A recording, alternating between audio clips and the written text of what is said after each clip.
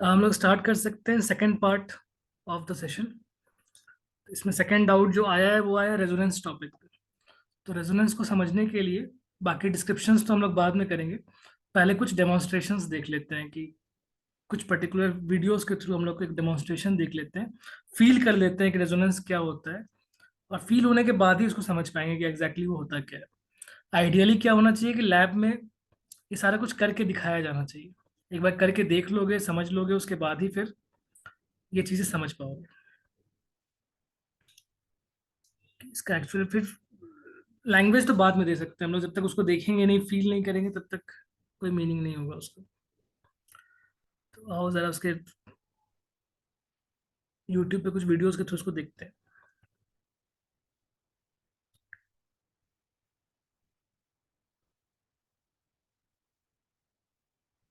तो रेजोनेंस से कुछ डेमोन्स्ट्रेशंस को पिक करते हैं पर्टिकुलरली। जैसे एक तो रेजोनेंस ट्यूब होता है, सिंपल सा एक देखते हैं हम।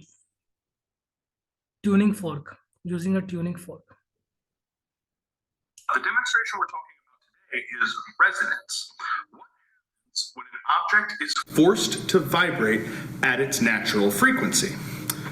This tuning fork has a natural frequency of 256 hertz, and this tuning fork is adjustable. Right now, it's set to 256 hertz as well. तो यहाँ तक क्या बातें बताई उसने? उसने दो ट्यूनिंग फॉर्क रखे हैं। जो सामने रखा है उसको ट्यूनिंग फॉर्क कहते हैं हम लोग, जो यू टाइप के शेप का है बेसिकली। और दोनों की एक फ्रिक्वेंसी की वैल्यू होती है। हर ट्यूनिंग फोर्क के साथ एक वैल्यू के साथ वो आता है। तो एक फिक्स्ड ट्यूनिंग फोर्क है 256 हर्ट्ज का, और सेकंड वाले की वैल्यू एडजस्टेबल है। तो अब दोनों को उसने 256 पे सेट किया है, तो देखो क्या होता है उसके साथ।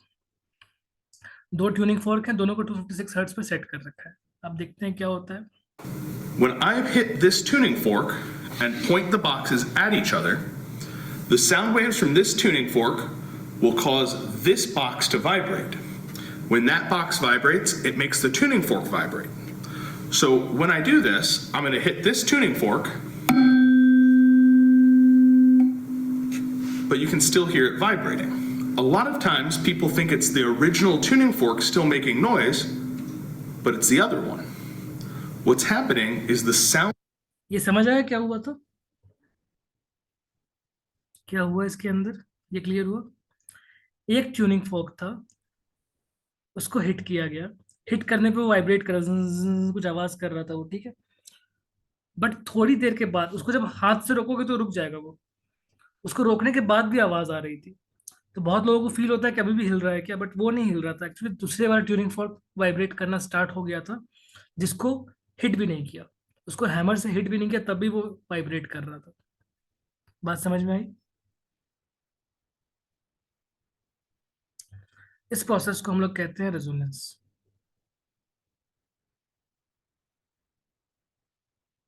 ये समझ में आया? कुछ तुमको देख करके तुम्हें क्या फील हुआ? कुछ पूछना है इसके बारे में? सर अगर वो दूसरा वाला ट्यूनिंग फोक का हम लोग मतलब फ्रीक्वेंसी चेंज करते हैं तो हाँ। सर मतलब तभी भी तो सर आवाज होगा दूसरे वाले में। नहीं होगा। अगर कुछ और फ्रिक्वेंसी सेट करेंगे तो क्यों? नहीं। ये ऑब्जर्वेशन है, नेचर में हम लोग इस चीज को ऑब्जर्व कर रहे हैं कि कभी कभी होता है, हमेशा नहीं होता। मतलब कुछ वैल्यूज पे होगा, सारे वैल्यूज पे नहीं होगा। अगर 256 हर्ट्ज है तो होगा, उसके बाद 512 हर्ट्ज पे दोबारा होगा।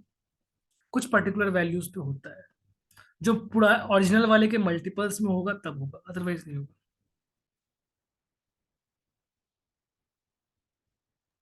तो सर फोर्स वाइब्रेशन किसको कहेंगे? पोस्ट वाइब्रेशन, कि अगर एक वाइब्रेशन दूसरे बॉडी को वाइब्रेट करना कॉज कर रहा है, that is called as post vibration. इसके और डेमोन्स्ट्रेशन देखेंगे हम लोग, और एग्जांपल्स अभी देखेंगे। ये एक पर्टिकुलर एग्जांपल था। इस एग्जांपल में कुछ और क्वेश्चन है तुम्हारे मन में, जो तुम्हें कुछ क्लैरिटी नहीं आया देख करके पिक्चर, इस वीडियो को दोबारा अगर चलाना है तो? तुम्हें वीडियो नो की सर। आवाज आ रही थी ना? जो वीडियो में वो जो बोल रहे थे वो आवाज आ रही थी? Audio yes. शेयर हो रखा है?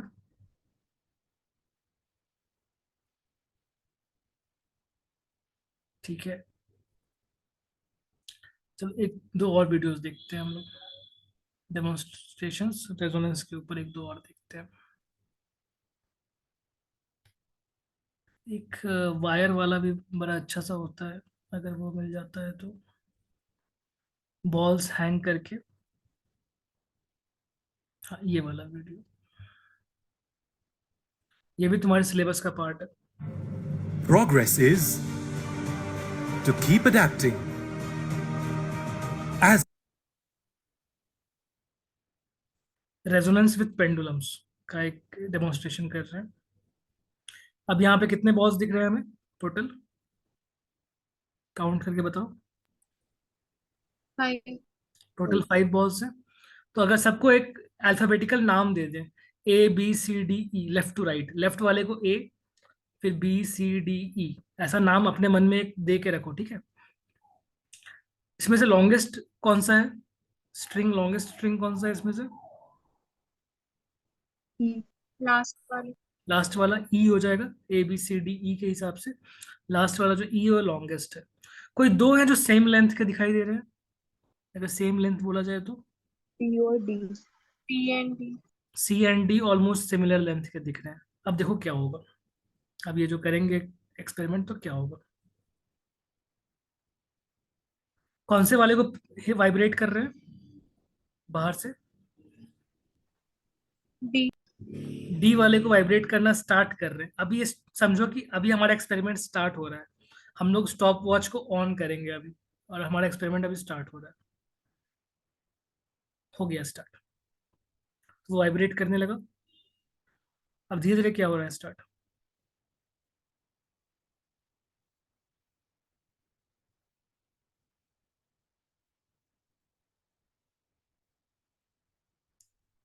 कुछ स्पेशल दिख रहा है? अब इसको साइड व्यू से दिखा रहे हैं, सेम एक्सपेरिमेंट को साइड व्यू से दिखा रहे हैं। अब ये जो स्टार्टिंग में जो मूवमेंट दिखा रहा है, तो क्या सारे मूव कर रहे हैं या कोई एक दो ही मूव कर रहे हैं अभी? तुम्हें क्या लग रहा है देखकर? सर 2 मूव कर। दो ही मूव कर रहे हैं, और बाकी सारे बिल्कुल नहीं मूव कर रहे? सारे. थोड़े बहुत सारे वाइब्रेट कर रहे हैं, लेकिन कुछ देर के बाद क्या होगा वो देखो। बाकियों का जो मूवमेंट का जो एम्पलीट्यूड कहते हैं, वो कितना है, ज्यादा है या कम है? एम्पलीट्यूड मतलब जिस पॉइंट से कम. स्टार्ट हुआ था, कम है। बाकियों का बहुत कम है, सिर्फ एक का बहुत साफ दिख रहा है कि मतलब वो बहुत ही ज्यादा है। चलो, एक दूसरा एक्सपेरिमेंट यहाँ स्टार्ट हो चुका है। तो हमारे काम का जो एक्सपेरिमेंट, हम लोग इसी पे फोकस करते हैं। जो अंकित ने कहा था फोर्स वाइब्रेशन क्या होता है, मेरे ख्याल से यहाँ से वर्क हो जाएगा। कहाँ से स्टार्ट किया है भाई? अच्छा, यहाँ से स्टार्ट किया है, ठीक है। एक को मूव किया, बाकी सारे भी वाइब्रेट करना स्टार्ट हो गए। तो बाकी सारे भी फोर्स वाइब्रेशन में, सारे के सारे फोर्स वाइब्रेशन के अंदर है। लेकिन एक पर्टिकुलर में दोनों की लेंथ मैच कर रही है, और उसका एम्पलीट्यूड सडनली बहुत ज्यादा हो चुका है। ये ऑब्जर्व हो पा रहा है एज कंपेयर टू बाकी सारे। तो इस कंडीशन को हम लोग कह सकते हैं कि जो दो सेम लेंथ वाले थे, सी और डी, सी और ई था ना, नहीं क्या था, बी और डी था, B और D. बी और डी था। तो वो दोनों सेम लेंथ के थे, तो उन दोनों का एम्पलीट्यूड ज्यादा हो रहा है, बिकॉज उनकी नेचुरल फ्रीक्वेंसी सेम टाइप की है। तो उस स्पेशल कंडीशन को हम लोग रेजोनेंस कहते हैं। फोर्स्ड वाइब्रेशन सबके अंदर हुआ, सारे के सारे अंडर फोर्स्ड वाइब्रेशन है, बट रेजोनेंस में सिर्फ एक ही है। अंकित, तुम्हारा डाउट तुम्हें क्लियर है, difference between forced vibration and resonance?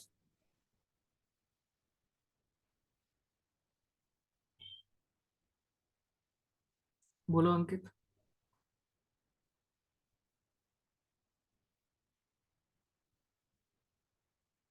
Ankit, yes.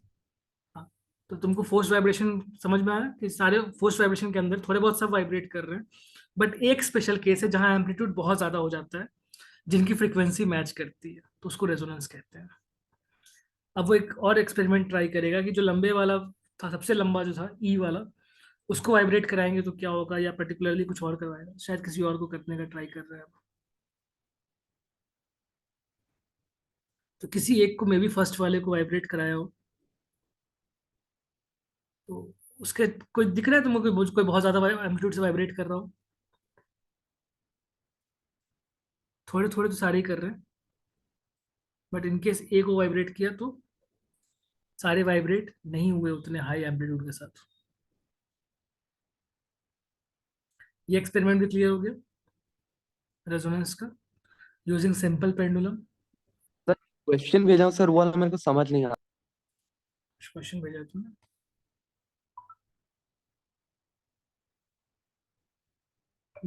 मुझे मिला तो नहीं है क्वेश्चन, तुमने कहाँ भेजा? ओके अभी आया, ठीक है। क्वेश्चन नंबर 29 बोल रहे हो तुम बुक का?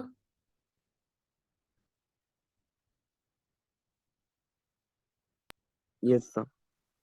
ठीक है, तो ये दोनों एक्सपेरिमेंट्स अगर क्लियर हो चुके हैं तो एक बार कंफर्म कर दो कि क्लियर है सभी लोग। एक बार डन चैट पे लिख के भेज दो, या थम्स अप आ गया, ठीक है। त्रिशा का थम्स अप आ चुका है, अंकित का भी आ गया, बाकियों का ओके, वैभवी का भी आ गया, सृजन एंड प्रिशा चैट पे आ गया है, ओके डन, ठीक है। तो यही बेसिकली मीन करता है कि जब बॉडी को वाइब्रेट करने, मान लो 5 बॉल्स थे, तो पांचों को वाइब्रेट नहीं कर रहा है, वो सिर्फ एक को वाइब्रेट कर रहा है। उसके एक के वाइब्रेट होने से जो ऊपर जो एक बेसिकली सपोर्ट है जिससे सारे के सारे हैंग हो रखे हैं, वो सपोर्ट वाइब्रेट करना स्टार्ट हो रहा है। एक के वाइब्रेट होने पे सपोर्ट में थोड़ा वाइब्रेशन आ रहा है, इसी कारण सारे वाइब्रेट होने लगे। अब वो जो सारे के सारे वाइब्रेट हो रहे हैं, सबको हमने तो वाइब्रेट नहीं किया है, बट एक के वाइब्रेशन से बाकी सारे ड्राइव हो रहे हैं। एक का वाइब्रेशन बाकी सबके वाइब्रेशन को ड्राइव कर रहा है, ठीक है। तो उन सब के वाइब्रेशन को हम लोग बोल सकते हैं कि दे आर फोर्स्ड वाइब्रेशन, क्योंकि एक से वो ड्राइव हो रहे हैं, इसलिए उसको बोल सकते हैं फोर्स्ड वाइब्रेशन।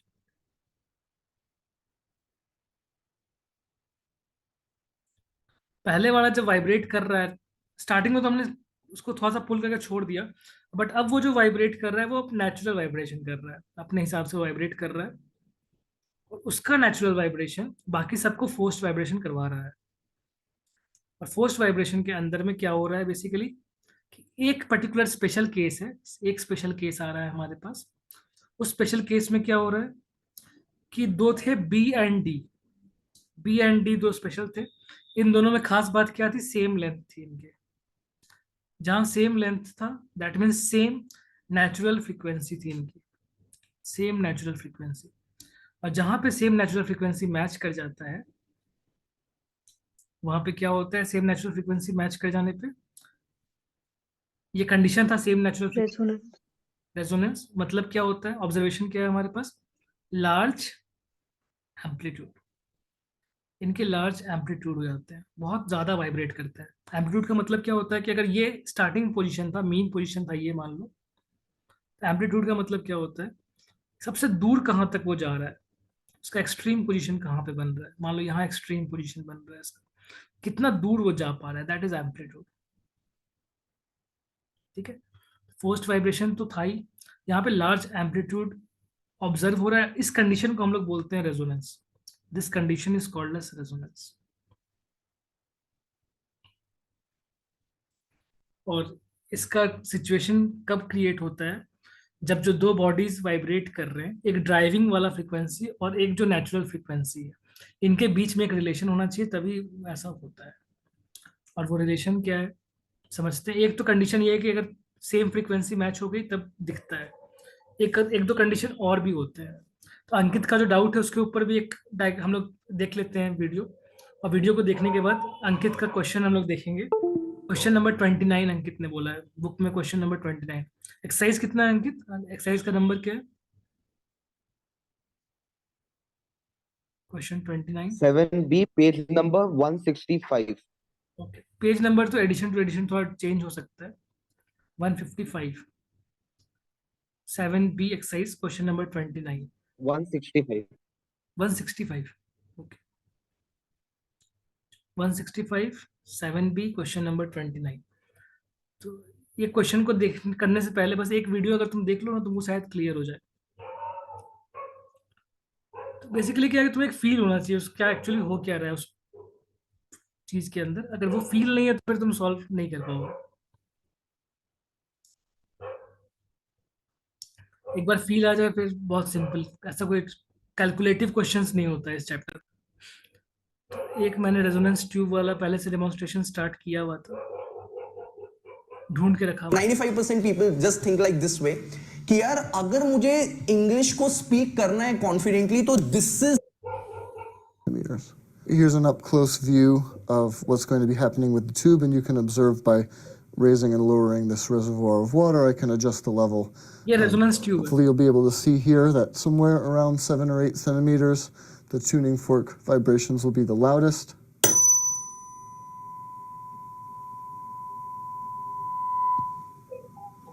ये कुछ फील हुआ तुम्हें? साउंड सुनाई दे रहा था? एक पर्टिकुलर लेवल Yes, पे आके आवाज बहुत तेज हो गई थी, ये सुन पाए थे तुम लोग? एक बार फिर से अगर देख लेते हैं कि क्या हुआ हिट करने के बाद। एक मिनट, पहले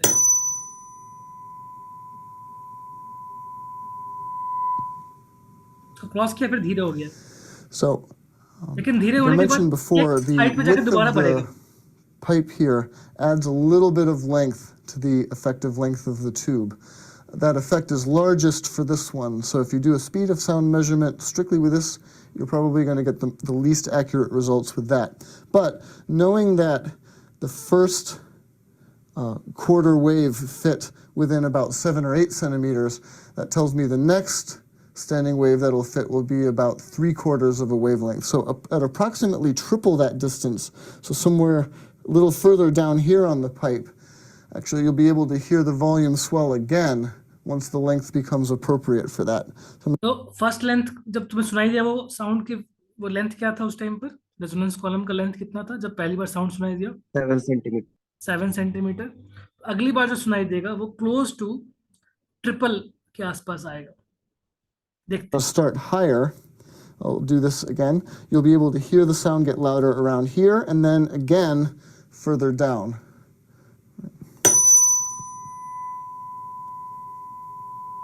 That was one.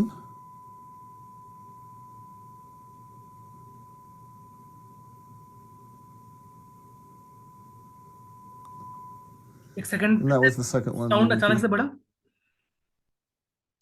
वो आइडियली अगर एक्सपेरिमेंट ढंग से किया जाए तो कंट्रोल्ड वे में किया जाए, तो इसका जो फर्स्ट रीडिंग है वही थोड़ा सा गलत है एक्चुअली। इसमें 7 सेंटीमीटर आ रहा है, ओपन पार्ट ही का रहा है, और अच्छे से कंट्रोल्ड वे में करेंगे तो वो 8 and 24 आ रहा होगा मोस्ट प्रोबेबली, जो ये एक्सपेरिमेंट कर रहा है। तो ट्रिपल ऑफ लेंथ में दोबारा आता है, तो इसका रेशियो होता है 1:3:5। उन पर्टिकुलर लेंथ्स पे रेजोनेंस कॉलम में एक हाई साउंड सुनाई देता है, क्योंकि रेजोनेंस कॉलम का जो लेंथ होता है ये बेसिकली एक तरीके से क्लोज्ड एंड ऑर्गन पाइप कहा जाता है। सो क्लोज्ड एंड ऑर्गन पाइप, इस पे जो रेशियो आता है बार बार हाई साउंड आने का, रेजोनेटिंग फ्रीक्वेंसी का, वो आता है 1:3:5। ये क्यों आता है, इसकी प्रॉपर कैलकुलेशन होती है। ये तुम्हारे लेवल से थोड़ा सा ऊपर होता है। लास्ट ईयर जब मैंने फिजिक्स पढ़ाया था तो मैंने वो करवाया था। मे बी अगर तुम लोग भी चाहो तो करवा दूंगा अगर टाइम रहेगा तो। बट ये फ्रीक्वेंसी का जो रेशियो होता है या लेंथ की जो रेशियो आती है, वो रेशियो, लेंथ की रेशियो कितनी आती है? 1:3:5:7:9। इस तरीके के लेंथ्स पे ये बार बार आता रहेगा, रेजोनेंस सुनाई देगी। रेजोनेंस मतलब थोड़ा तेज आवाज सुनाई देगी वहां पर। तो ये अगर पहला लेंथ अगर मान लो मैं 5 सेंटीमीटर का रखता हूँ, तो अगली बार कब सुनाई देगा मुझे एक तेज साउंड? 5 के बाद 15। नेक्स्ट तेज साउंड कब सुनाई देगा रेजोनेंस कॉलम में? 25 centimetre. Next 35 and next 45 and so on. ये है थ्योरी ऑफ रेजोनेंस कॉलम, जिसमें वाटर वगैरह रख करके उसके हाइट्स को चेंज करके साउंड सुन सकते हैं। बहुत तेज साउंड सुनाई देता है। तो मे बी तुम्हें उसको रीड करने में उतना क्लैरिटी नहीं आया होगा, बट अब वीडियो देख के ज्यादा क्लैरिटी आ गई होगी कि क्या हो रहा है। अब उस क्वेश्चन पे आओ जो क्वेश्चन तुमने पूछा है, क्वेश्चन नंबर 29। क्वेश्चन में क्या बोला है कि फिगर में 4 ऐसे डायग्राम्स दिखा रखे हैं ABCD। सबके पास बुक अवेलेबल है या मैं फोटो फॉरवर्ड कर दूं? ग्रुप में फॉरवर्ड कर दूं क्या पिक्चर क्वेश्चन का? बोल दो, है सबके पास बुक? Yes, sir. तो फिगर 7.16 है मार्क किया हुआ। टेस्ट ट्यूब का लेंथ बता दिया कि टेस्ट ट्यूब का जो हाइट है, हाइट ऑफ टेस्ट ट्यूब इस 20 सेंटीमीटर, हर एक में सेम टेस्ट ट्यूब है 20 सेंटीमीटर वाला। और डिफरेंट डिफरेंट क्वेश्चंस में बताया कि इसके हाइट्स मार्क कर रखे हैं। तो जैसे अगर ये टेस्ट ट्यूब डायग्राम तो बहुत ही खराब मैं ड्रॉ करूंगा, मान लो 4 टेस्ट ट्यूब है, हर एक में हाइट कितना है टेस्ट ट्यूब का? 20 सेंटीमीटर ईच। तो डिफरेंट डिफरेंट जो वैल्यूज हैं, बहुत ही गंदा बना है, आइडेंटिकल टेस्ट ट्यूब है ऐसे। तो जो वैल्यूज है, फर्स्ट वाले में 12 सेंटीमीटर बोला, सेकंड वाले में बोला 14 सेंटीमीटर,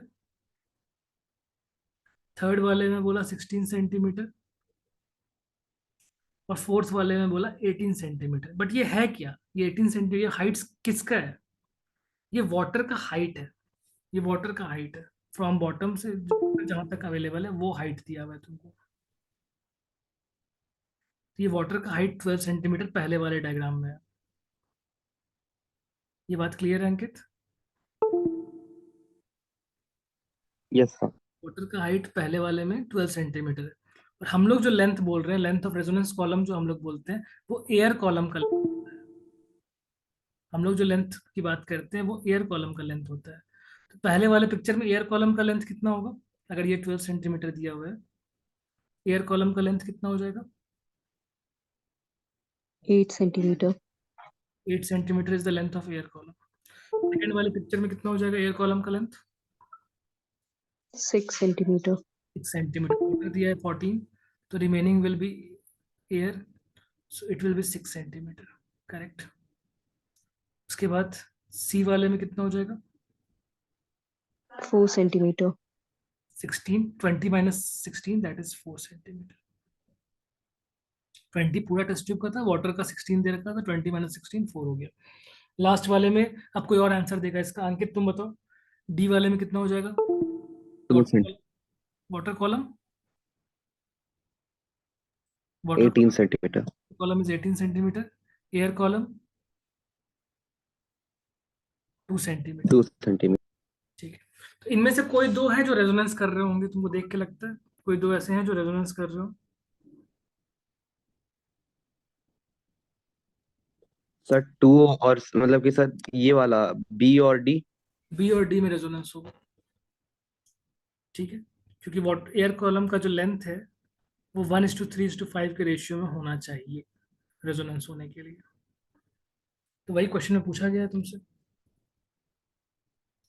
कि if a vibrating tuning fork is placed over the mouth of test tube D a loud sound is heard. तो उसके अकॉर्डिंगली अगला किसमें होगा ऐसा पूछा गया। क्या है क्वेश्चन का लैंग्वेज? मेरे पास तो आधा क्वेश्चन आया है। Describe the observation with the test tube A, B, and C when the vibrating tuning fork is placed over the mouth of each of the test tubes. Give the reason for your observation in each test tube. State the principle illustrated by the above experiment. ये 3 part हो गया sir. ठीक है, तो basically जो loud sound जो observe होगा वो किस केस में होगा? दोबारा जो लाउड बी। साउंड, बी में लाउड साउंड ऑब्जर्व होगा, ए और सी में लाउड साउंड ऑब्जर्व नहीं होगा, बिकॉज वो रेजोनेंस वहां पे नहीं होगा। वहां पे फोर्स्ड वाइब्रेशन होगा, फोर्स्ड वाइब्रेशन तो होगा, वहां पे एयर कॉलम वाइब्रेट करेगा, लेकिन रेजोनेंस नहीं हो पाएगा, इसलिए साउंड लाउड नहीं होगा वहां पर। तो क्या तुम्हें ये क्लियर है? रेजोनेंस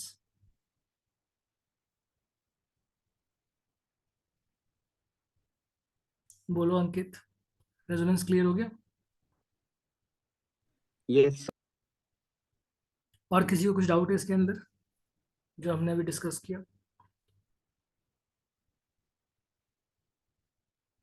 या डन हो गया तो कुछ दिखा दो इंडिकेशन।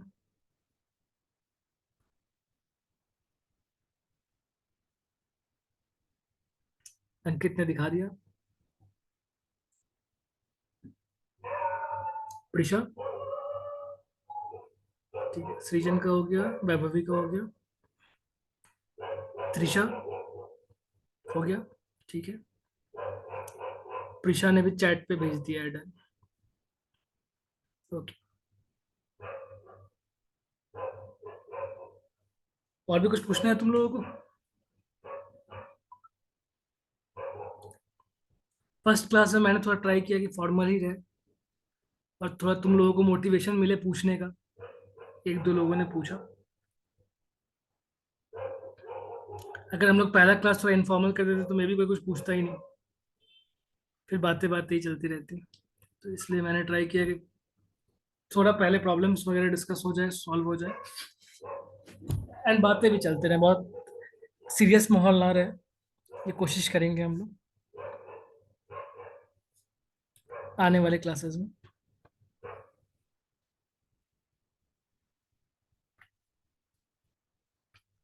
बताओ, और कुछ पूछना है? और कुछ तुम्हारे मन में सवाल, कुछ जानना है?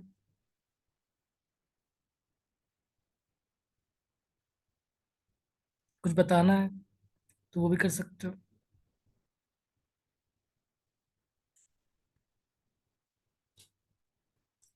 तुम लोगों के सिलेबस कब तक कंप्लीट हो जाएंगे स्कूल में, क्या लगता है? सेक्रेट हार्ट का तो ऑलमोस्ट कंप्लीट हो गया होगा। सर हम लोग का सिर्फ 3 ही चैप्टर तो बाकी है, 3 चैप्टर कौन कौन से? लास्ट के 3। कैलोरीमेट्री बाकी है, radio active. Calorimetry, radio activity, और एक होगा sir house hold circuit. Okay, house hold circuit में तो मे भी उतना टाइम स्पेंड ना किया जाए, और रेडियो एक्टिव में भी नहीं किया जाए। कैलोरीमेट्री में करना चाहिए टाइम स्पेंड। कैलोरीमेट्री चैप्टर ऐसा है ना, उसको अभी से लेके तुम लोगों को बोर्ड से पहले पहले तक एटलीस्ट 5 से 6 बार सॉल्व करना चाहिए। 2 चैप्टर, कैलोरीमेट्री और एक करंट इलेक्ट्रिसिटी। इसको अगर 5 6 बार नहीं सॉल्व करोगे तो मार्क्स में कन्वर्ट करना थोड़ा मुश्किल रहेगा। 5 to 6 टाइम्स उसको सॉल्व करना पड़ेगा। सबसे ज्यादा कैलोरीमेट्री को ही करना पड़ेगा, बाकी तो फिर भी थोड़ा कम कर दो चलेगा, बट सबसे ज्यादा एफर्ट इसमें डालना। नंबर ऑफ रिविजन ज्यादा चाहिए इसके अंदर। सारे न्यूमेरिकल्स को बार बार सॉल्व करो। कुछ डाउट्स आएंगे, कुछ फिक्स्ड क्वेश्चन सबके हर बार हर साल डाउट आते हैं, वही डाउट तुम्हारे भी आएंगे, पूछना।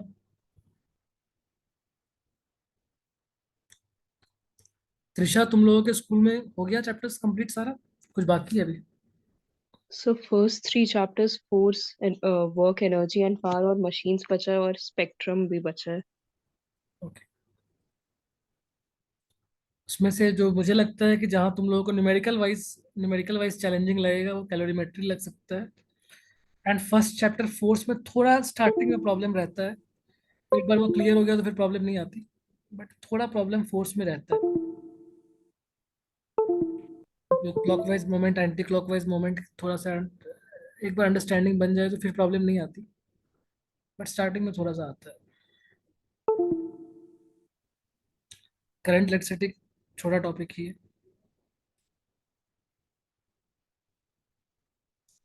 तो अगर डिक्रीजिंग ऑर्डर में बोला जाए न्यूमेरिकल के पॉइंट ऑफ व्यू से, तो calorimetry, force and current electricity कह सकते हैं। 2 3 चैप्टर ही है जहाँ पे थोड़े न्यूमेरिकल्स हैं तुम्हारे।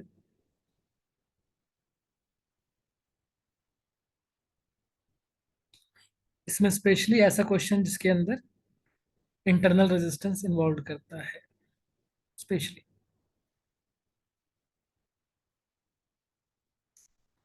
इस पर फोकस रखना, रिवाइज करना है उसको बार बार। ऑप्टिक्स वाला पार्ट आसान है, स्कोरिंग है, उसमें स्कोर करना। Calorimetry will need some revisions, numericals को बार बार प्रैक्टिस करना। सबसे आसान साउंड हलवा है। एक बार किसी ने तो कहा था हलवा है। हम्म, ईशान का वो मैसेज मुझे मिला था किसी और के थ्रू। उसने किसी और को भेजा था अपना, 7th या 8th क्लास का एग्जाम चल रहा था, मे बी 8th का चल रहा था शायद, और साउंड वाला कोई टॉपिक 8th या 9th में था इनके, और उसने रिस्पॉन्ड किया फिजिक्स तो हलवा है।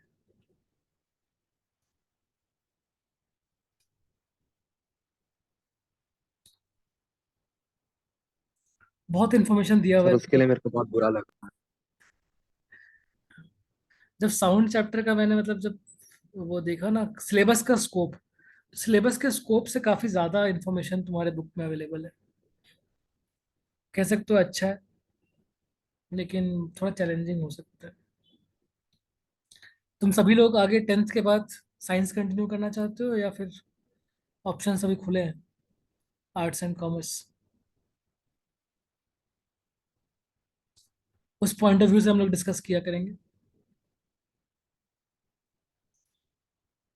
अगर कोई आर्ट्स कॉमर्स वर्क के तरफ जाना चाहता है तो फिर उतना डिटेल में नहीं जाएंगे हम लोग डिस्क्राइब करने के टाइम।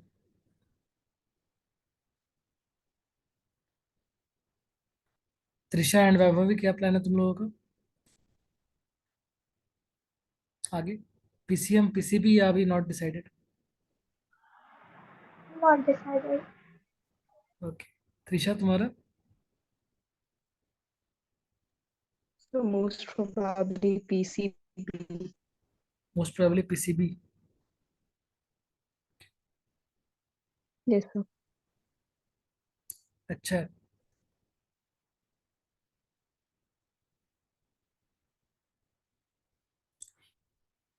ओके, फिर आज एंड किया जाए क्लास यहीं पर, क्लास या यस। लाइव सेशन जो भी है हमारा। आज तो काफी हद तक क्लास जैसा ही हो गया। आगे कोशिश करेंगे कि मतलब जस्ट एक क्लास ना रहे, थोड़ा इंटरेक्टिव है। तुम लोग भी कुछ बताओ, कुछ बातें करें हम लोग। ओके, एंड करते हैं आज की मीटिंग।